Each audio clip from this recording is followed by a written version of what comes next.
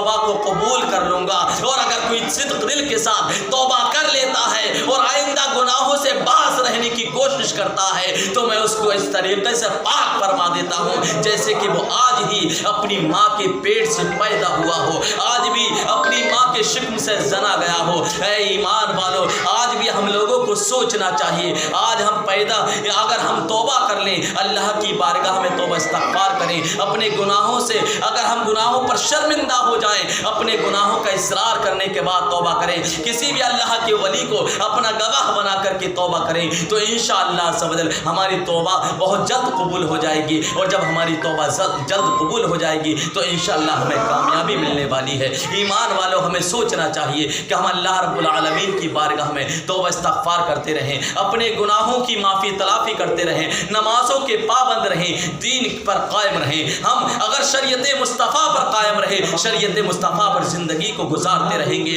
तो इंशाअल्लाह दुनिया और आखिरत कामयाब होती चली जाएगी। क्योंकि नमाज भी ज़रूरी है, दीन भी ज़रूरी है, शरीयत मुस्तफ़ा का हर अहकाम ज़रूरी है। अगर शरीयत मुस्तफ़ा से बच करके नमाज पढ़ते रहे, वालिदैन के नाफरमान हो गए तब भी नमाज़ें कबूल नहीं होंगी। अगर दरगाहों पर जाते रहे, वालिदैन के नाफरमान रहे तब भी दरगाहों पर जाना काबिल कबूल नहीं होगा।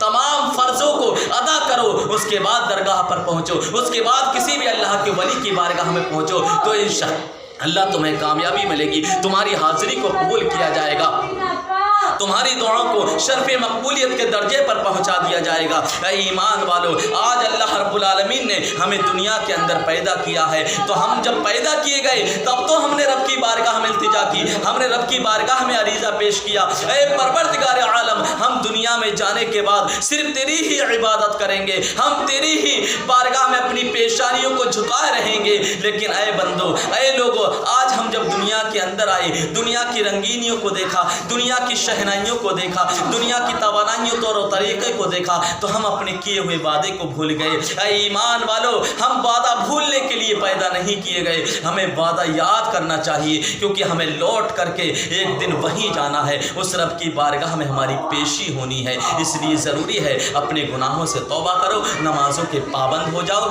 और तमाम शरीयत मुस्तफ़ा के पाबंद हो जाओ और बुज़ुर्गान दीन से मोहब्बत करते रहो। क्योंकि शायर ने कहा, ईमान वालों, हम लोगों को सोचना चाहिए, वस्ले मौला चाहते हो तो वसीला ढूंढ लो, वस्ले मौला चाहते हो तो वसीला ढूंढ लो, और बेवसीला ऐ नजदियो हरगिज़ खुदा मिलता नहीं, बेवसीला ऐ नजदियो हरगिज़ खुदा मिलता नहीं। मैंने जो भी